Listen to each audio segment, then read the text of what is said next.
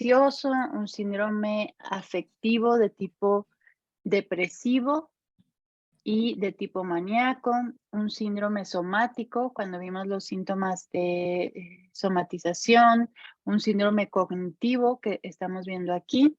Entonces, háganse una lista de qué compone cada síndrome para que se lo vayan aprendiendo de memoria, para que puedan ir integrando estos diagnósticos. Y hoy vamos a continuar. ¿Aquí una duda, alguna pregunta? Ahí les platico qué tal nos fue, pero se quedó ahí sedado. Le dimos diazepam, le dimos clonazepam, le dimos olanzapina y con nada, no podíamos sedarlo, seguía parado y no podíamos sedarlo hasta que le dimos con la doctora ahí de urgencias que le dio la dexmetomidina, ¿sí? Es un que usan en anestesiología para sedación y dolor. Y solo con eso tuvimos que darle una infusión de ese medicamento y solo con eso ya pudimos sedarlo. Entonces vamos a ver hoy, ¿alguna duda, pregunta de lo de demencia? No, doctora. No, doctora. Bueno, entonces vamos a pasar hoy al otro punto. Este es bien importante porque les he platicado un poco a lo largo del curso, pero vamos a verlo ya como tema. Este es un tema que van a ver segurísimo ahí en su servicio, sobre todo en el servicio de medicina interna y en el servicio de cirugía. El delirium, ¿sí? El delirium es un síndrome que se caracteriza por alteraciones en la atención y el estado de alerta y el lenguaje, y que dependiendo de las diferentes especialidades se denomina de diferente manera. El síndrome, el delirium, se refiere a todos estos diagnósticos que se incluyen en los síndromes confusionales agudos. Es mejor este nombre, síndrome confusional agudo, porque es un nombre que integra muchísimos otros diagnósticos y que nos permite un poco más comunicarnos con las otras especialidades. Cuando escuchan, por ejemplo, encefalopatía, ¿sí? Se está refiriendo al efecto en las funciones cerebrales o funciones cognitivas de el efecto tóxico de ciertas sustancias, por ejemplo, encefalopatía hepática, y lo que se refiere en estas encefalopatías hepáticas o renal se refieren a esto, a un síndrome confusional asociado a una causa médica, ¿sí? En este caso, una causa renal o causa hepática. Prácticamente todos, si no es que todos los síndromes confusionales agudos se asocian con una causa que se llama médica, no porque lo psiquiátrico no sea médico, pero pues así como para fines prácticos se asocia con una causa reversible que está alterando la homeostasis de alguna otra función del cuerpo y que está teniendo un efecto en la función cerebral. De manera característica es un síndrome agudo. Acuérdense que demencia toma muchísimo tiempo en generarse, ¿sí? Esquizofrenia, este chico, síndrome psicótico, le tomó días, semanas.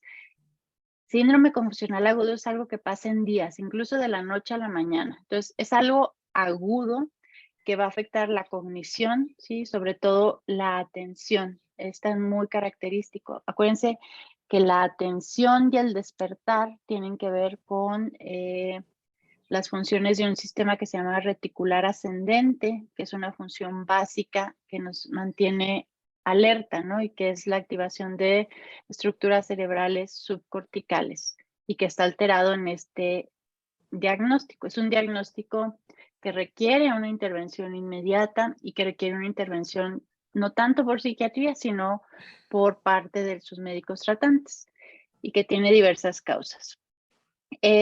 También se le llama estado confusional agudo, síndrome confusional agudo, que yo les recomiendo que lo manejen más que delirium.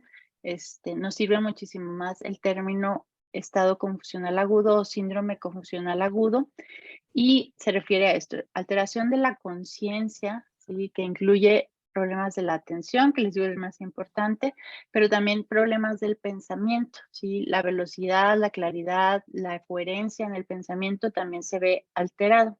La cognición se ve alterado. Es un diagnóstico muy frecuente, sobre todo en las salas, les digo, de medicina interna y de cirugía en un adulto mayor.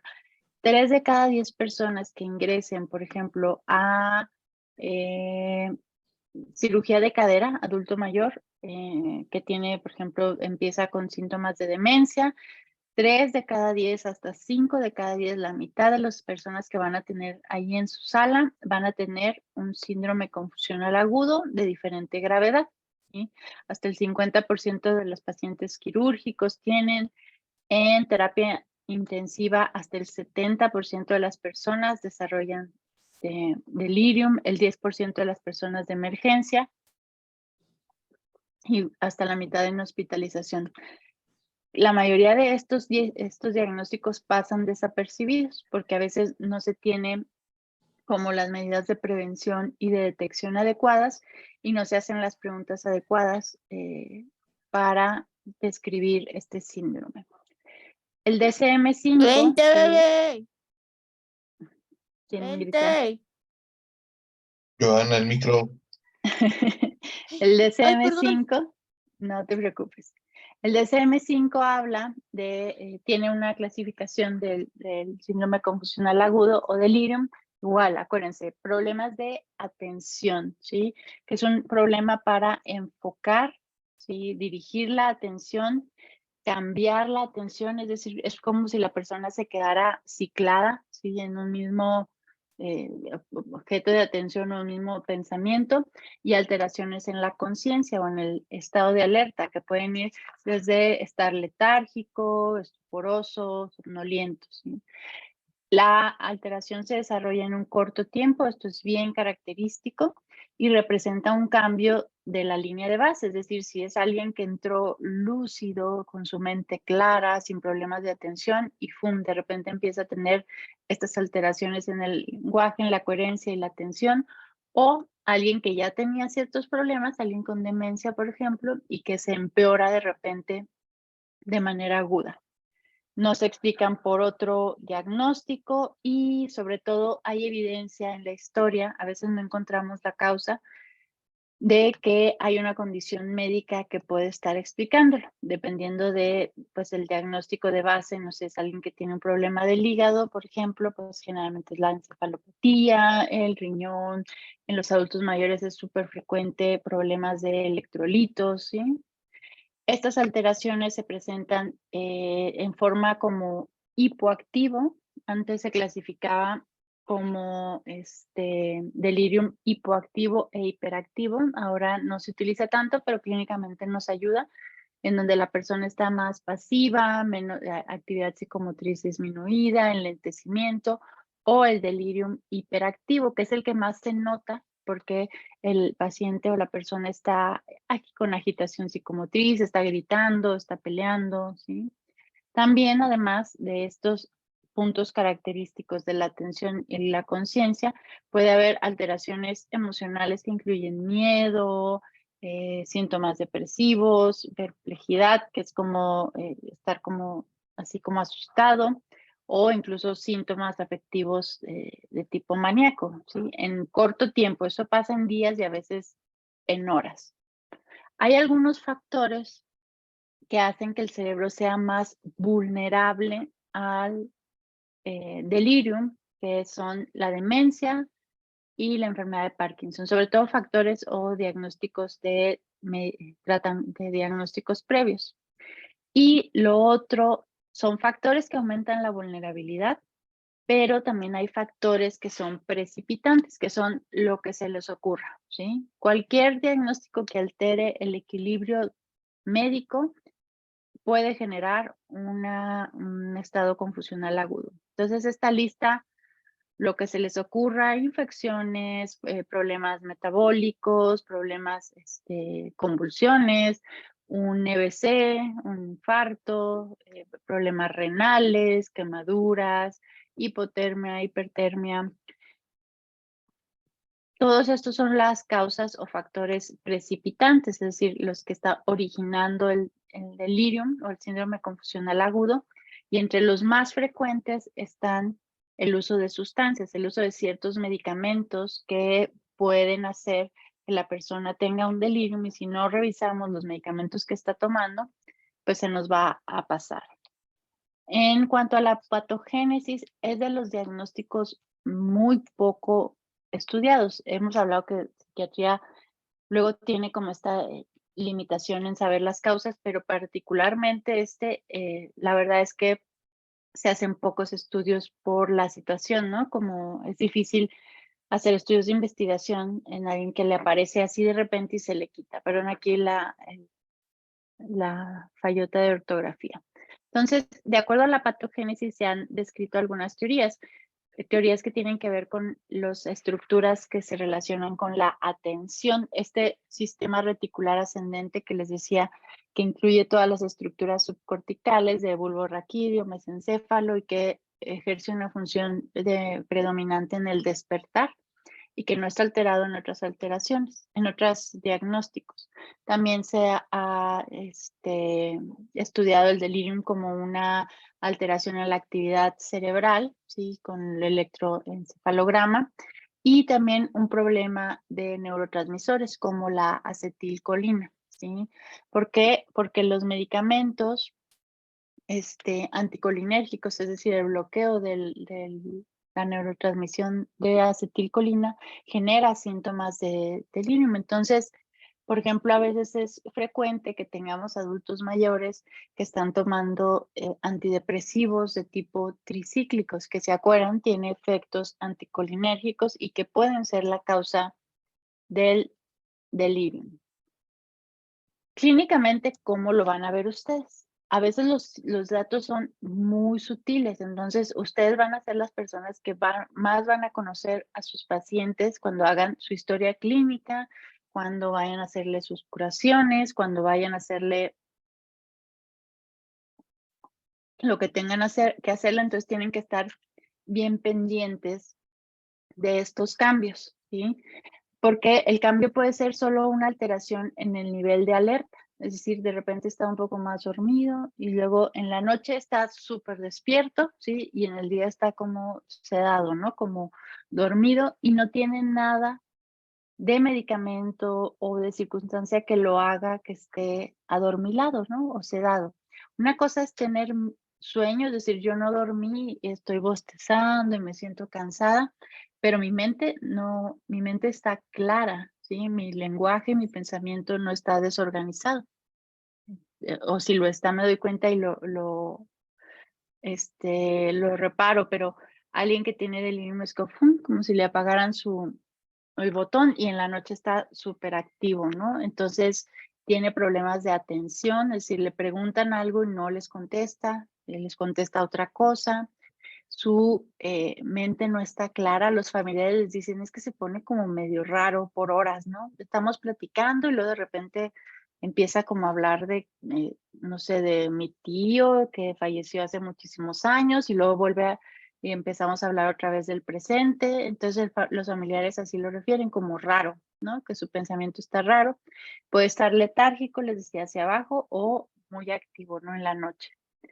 Esas son los principales características: la atención y la conciencia, ¿sí? El estado de alerta, es decir, que está más letárgico o más hipervigilante, esa es alerta, y atención, que ahorita les voy a decir cómo la podemos evaluar. Obviamente que también puede tener alteraciones en la orientación, dónde está, qué día es hoy, quiénes son sus hijos, para que lo ingresaron. Entonces, cada vez que ustedes vayan y se presenten, soy el doctor tal, pues uno le pregunta su nombre, qué día es hoy, su fecha de nacimiento, para que esté, permítanme.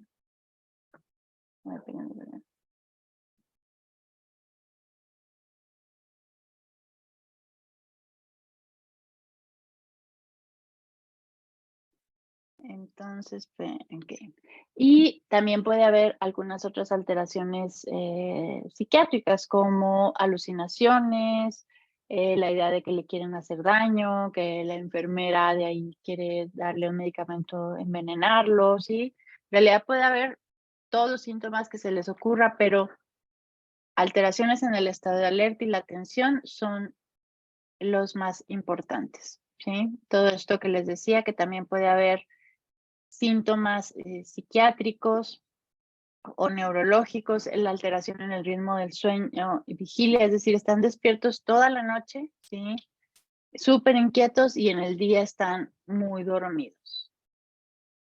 Esta clasificación que se utilizaba antes ya no es tan frecuente que la utilicemos porque la mayoría de los delirium son mixtos. Era pues una clasificación que no era tan útil clínicamente. Y que la mayoría de ellos son mixtos, ¿no? Pero que nos da una idea de cómo se presenta, hacia arriba o hacia abajo. Cuando hacemos el diagnóstico, hay que pensar cuáles son los diagnósticos a las condiciones más frecuentemente observadas en las personas que tienen delirium. Les decía yo que los niveles de electrolitos, eso es bien frecuente, adultos mayores que tienen hiponatremia y que llevan semanas con eso, el potasio bajo, y que no empiezan a tener síntomas cognitivos o delirium o un síndrome confusional y que a veces pasa desapercibido. Entonces, porque a veces los adultos mayores a veces no comen, no toman agua, entonces son lo más frecuente y pues claro que tiene que ver cuando hagamos nuestro diagnóstico. Infecciones súper frecuentes, ¿sí? Cuando vean un adulto mayor, que ya tenía problemas de demencia, pero que de repente empezó a empeorar así de un día para otro, busquen infección de vías urinarias, es bien frecuente que pueda generar esta alteración. Consumo de sustancias, por supuesto, abstinencia, por supuesto, sobre todo a benzodiazepinas. Y estos síntomas que en los adultos mayores es bien frecuente, que no es una abstinencia, ¿sí? Porque no hay una dependencia, pero se llama síndrome por descontinuación. Cuando suspendemos el medicamento antidepresivo de un día para otro, las personas adultos mayores pueden desencadenar delirium. Acuérdense que los antidepresivos, así como los iniciamos poco a poco, cuando los bajemos vamos a bajarlos poco a poco.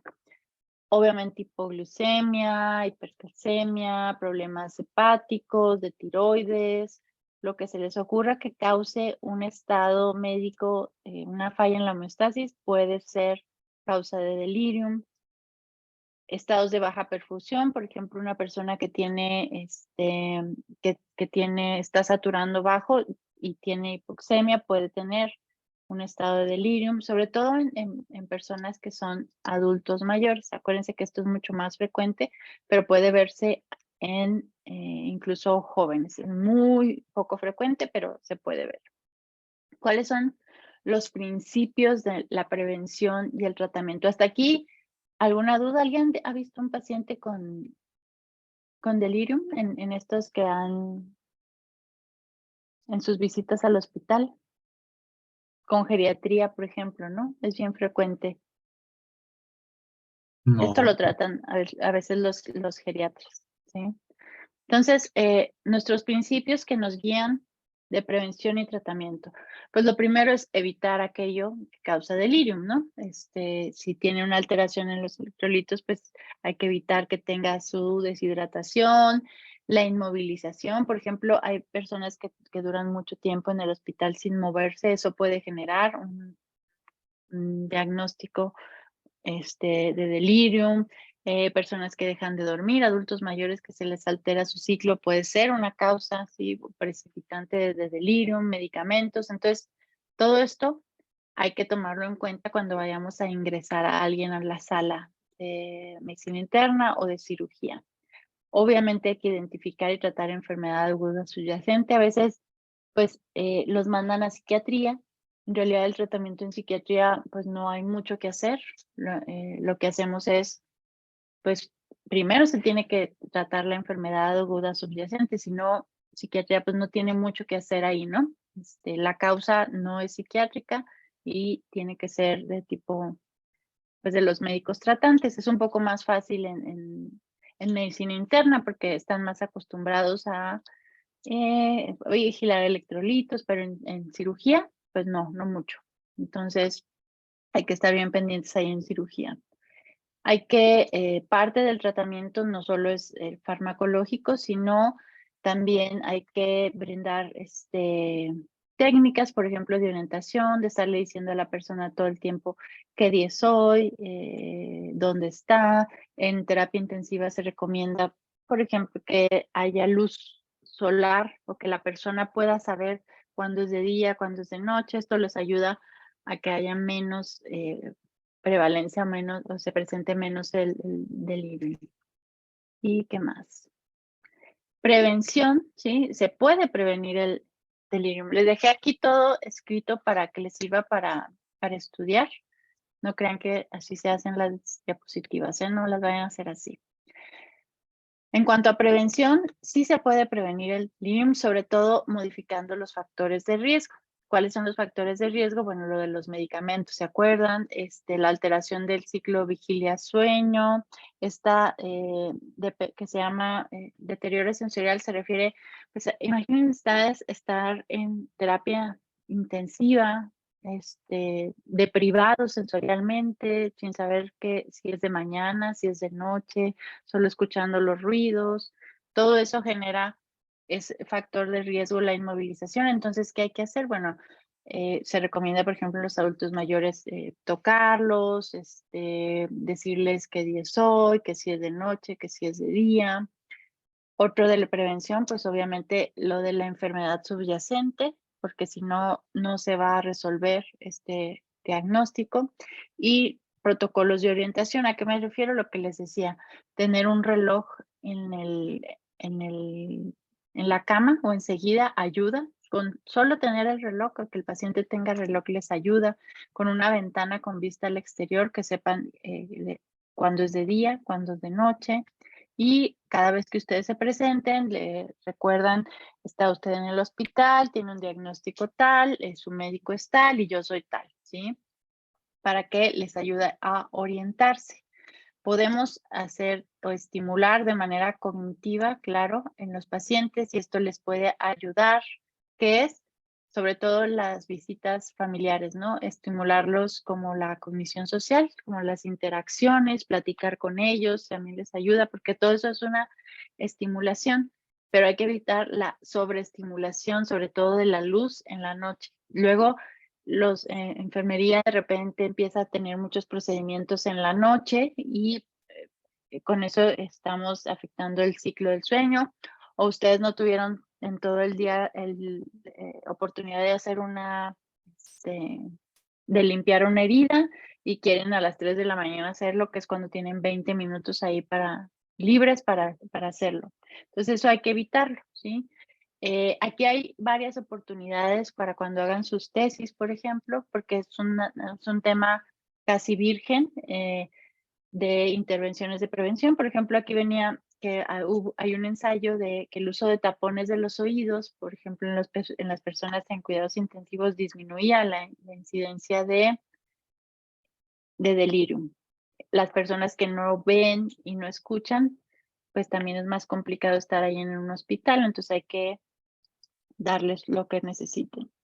Lo de las complicaciones, manejar el dolor. El dolor puede generar delirium. Esto, prevención farmacológica, esta presentación la vamos a dar con los residentes, no, a lo mejor no les es tan útil esto no se lo aprendan para el examen, pero hay estudios que hablan de que se puede prevenir el delirium, pero no está muy claro. Este también es un tema en el que se pueden hacer muchísimos protocolos de investigación. Parece que melatonina puede prevenir, medicamentos inhibidores de la colinexterasa.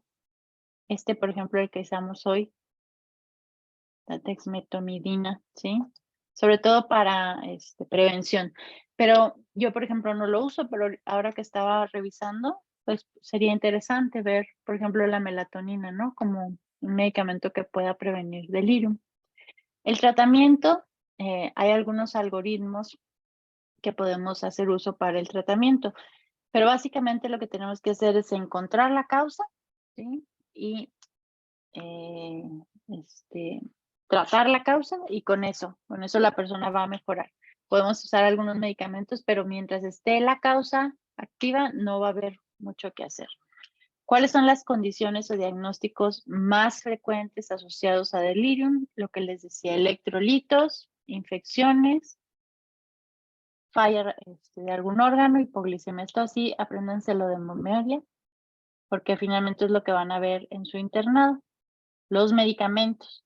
El 30% de las causas de delirium se refiere a toxicidad por medicamentos, por interacciones, por las dosis, porque se toma de más, y trae su hojita y trae ahí cuánto debe de tomar, y ahí nos damos cuenta que tomaba doble de digoxina de lo que le había indicado el médico, ¿no? Y no se había fijado porque tiene síntomas iniciales de demencia, entonces se equivocó y está tomando doble, o está tomando la pastilla que no es, ¿sí? Litio también causa delirium. Y esto también bien importante, abstinencia. Abstinencia a benzodiazepinas en adulto mayor puede ser grave. Generalmente cuando entran al hospital hacemos nuestra historia clínica y no nos damos cuenta que tenía o tomaba benzodiazepina para dormir desde hace años, que es súper frecuente, y pues no se la damos esa noche y está súper inquieto y no nos deja dormir. Entonces, si tiene la benzodiazepina, hay que ponérsela, ¿sí? Ya después se lo vamos bajando. Este es un algoritmo, hay que revisarlo, que nos habla qué pueden hacer en el caso de delirium, ¿sí? Medidas generales, obviamente, lo que les decía del reducir el ruido, lo de si tiene dolor hay que manejar el dolor, poner un reloj, un vaso de agua, ¿sí? Con esto podría solo responder. ¿Sí? Hay que hacer los estudios pertinentes de acuerdo a lo que estamos pensando que podría estar causando el delirio. Si se cayó, por ejemplo, si en la noche se cayó y en la mañana se cayó cuando fue al baño a bañarse, y en la noche empieza inquieto y que está incoherente y con fallas en la atención, pues hay que hacer un examen de imagen, ¿no? Solo si tiene estos síntomas posiblemente neurológicos, ¿sí? Entonces aquí viene qué podemos ir haciendo, y finalmente este punto bien importante. Si los síntomas están interfiriendo con la atención, si se quita si se quita ay, se me olvidó, pues la vía, no le pueden hacer las curaciones, o trae la herida y se está moviendo y ya se lastimó, bueno, sí tenemos que usar un tratamiento. Esto sobre todo para su seguridad, ¿sí? ¿Y qué usamos? Medicamentos antipsicóticos, que ahorita les voy a decir cuál. ¿Qué es primero? Acuérdense, primero el 30% es por medicamentos. Esta es una lista de todos los medicamentos que pueden causar delirium. Si ven ahí, pues son medicamentos que la mayoría de los adultos mayores toma. Por ejemplo, antiarrítmicos, diuréticos, digoxina, clonidina, benzodiazepinas, todo el mundo toma, ¿sí? Difenhidramina, que si anda con tos y llevaba días tomando medicamento para la tos y empezó con los síntomas, ¿no? Atropina, lo que se les ocurra de medicamentos que pueden causar delirium en adultos mayores. Loperamida. ¿Por qué la loperamida? ¿Cómo actúa la loperamida?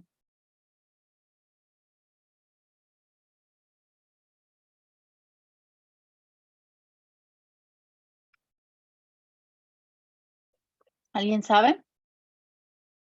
Estas de sus clases de farma.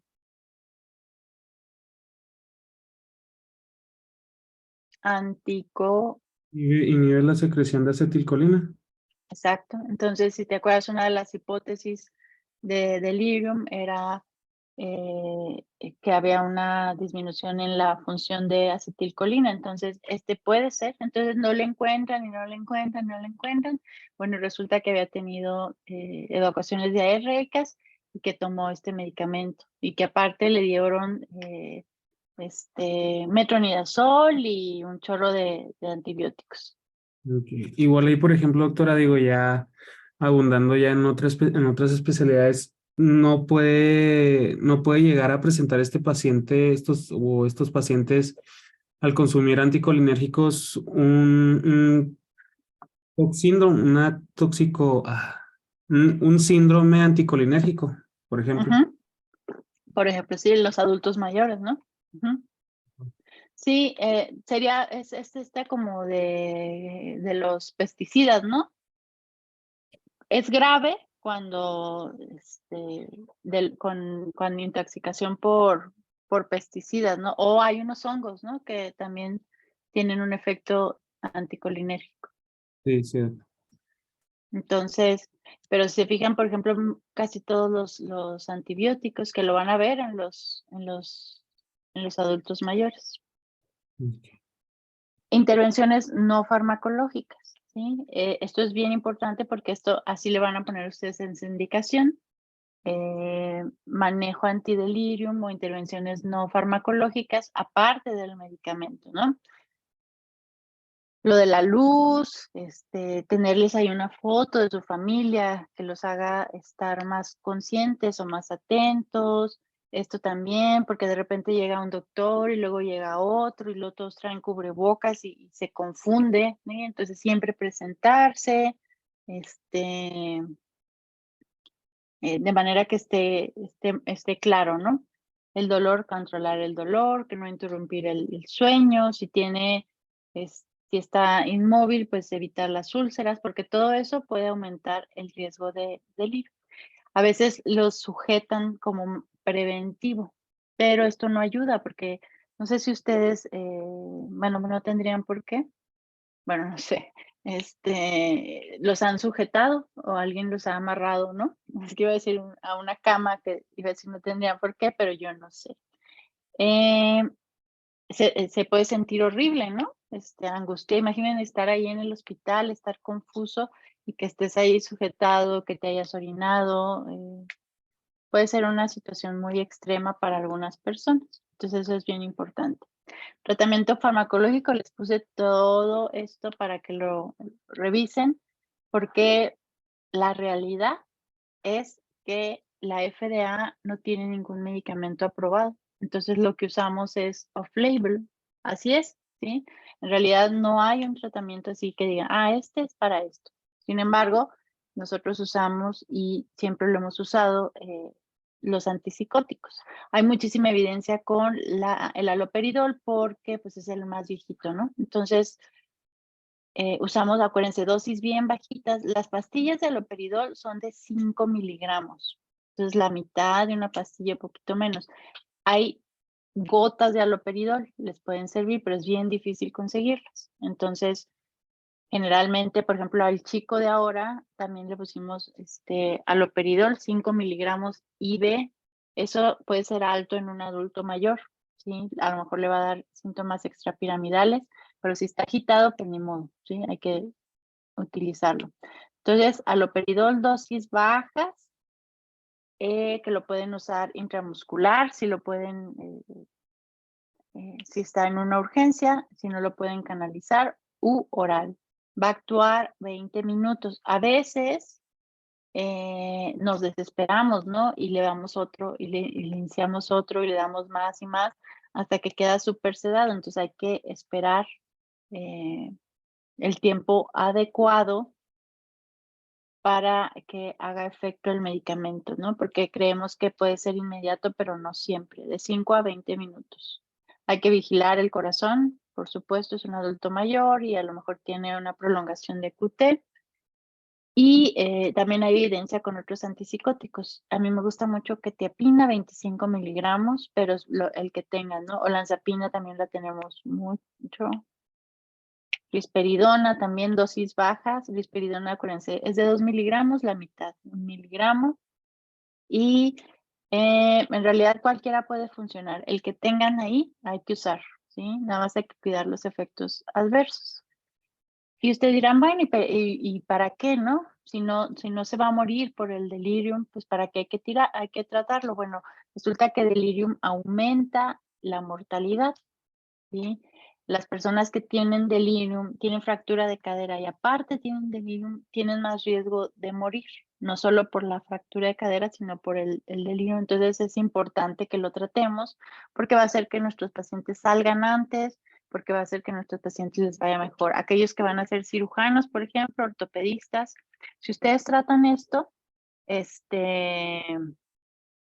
va a ir mucho mejor en el posoperatorio a sus pacientes, por ejemplo, ¿no? Si hacen estas medidas y pues la gente los van a tener más éxito en su práctica y es algo pues bastante fácil de diagnosticar. ¿Cómo hacemos el diagnóstico? Acuérdense, clínicamente, siempre clínico, pero nos pueden ayudar a unas escalas. Esta es una escala que se llama CAM, ¿sí? Es la evaluación del estado de confusión, es la más frecuente, la que más se utiliza, de la que más hay evidencia y que está muy fácil de usar porque son 4 preguntitas. Y que la primera es acerca del inicio. El inicio, sí hay una evidencia de un cambio en un estado agudo, es decir, de un día para otro se empezó a poner mal. Sí está oscilando durante el día, es decir, en la mañana está bien y en la noche mal. La atención, acuérdense, ¿cómo evaluamos la atención? ¿Se acuerdan? Era una pregunta del examen.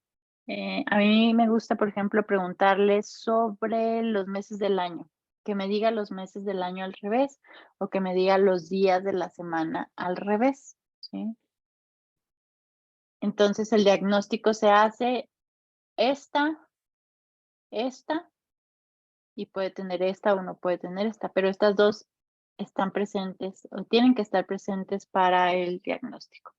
Pensamiento desorganizado, está divaga, no contesta lo que le preguntamos,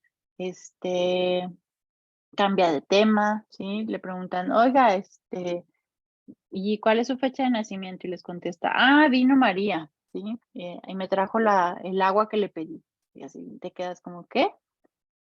Y el nivel de conciencia también, ¿no? Es una escala muy sensible, muy específica, que podemos utilizarla siempre, es decir, se la hacemos a todos nuestros pacientes cuando hagan su pase de visita y se van a ver bien bonitos ahí poniendo evaluación de CAM, ¿sí? Y otra escala que pueden utilizar es esta que se llama RAS, pero está solo para estado de alerta. Es una escala que se utiliza sobre todo en anestesiología para medir el nivel de sedación, pero a nosotros nos sirve para darnos una idea de cómo está mi paciente. Si ustedes me dicen, es que es un paciente que tiene una escala RAS de 4, por ejemplo, entonces yo ya me di una idea de que es una persona que tiene una agitación psicomotriz. Está muy agitado, está ansioso hacia arriba y esto hacia abajo. Entonces esto nos ayuda para darme una idea. Alteración en el nivel de conciencia, a lo mejor letárgico, estuporoso, coma, no me dice mucho, hiperalerta, ¿no? Si ustedes quieren agregarle, ser más elegantes, pueden ponerle, y el paciente tiene una alteración en el nivel de conciencia, está hiperalerta con un RAS de 3. Y esto es lo que les hablaba la clase anterior. Acuérdense, demencia es algo que lleva mucho tiempo, ¿sí? Y que la persona, por ejemplo, la atención no está tan alterada. A lo mejor y sí nos dice los meses del año al revés. No nos puede repetir palabras que tienen que ver con memoria, pero la atención no está tan alterada. El lenguaje en la demencia está hablando y batalla, ¿no? Para hablar porque se le olvidan las palabras, pero en el delirium está incoherente, ¿sí? No tiene lógica lo que me está diciendo, lo que me está contestando, su pensamiento está desorganizado. Acuérdense, cuando hablábamos de examen mental, en general es bien difícil que algún diagnóstico altere o desorganice mi pensamiento, solo esquizofrenia muy grave y delirium, ¿sí? Y creo que es todo. ¿Alguna duda, pregunta? No se los mandé antes y que no les di oportunidad de estudiar, pero les mando la presentación, ¿sí? Y les mando las escalas. Vamos a ver unos videos la siguiente clase. ¿Qué más de delirium? Este sí es bien importante que lo revisen muy bien, la parte clínica y la parte de los principales diagnósticos.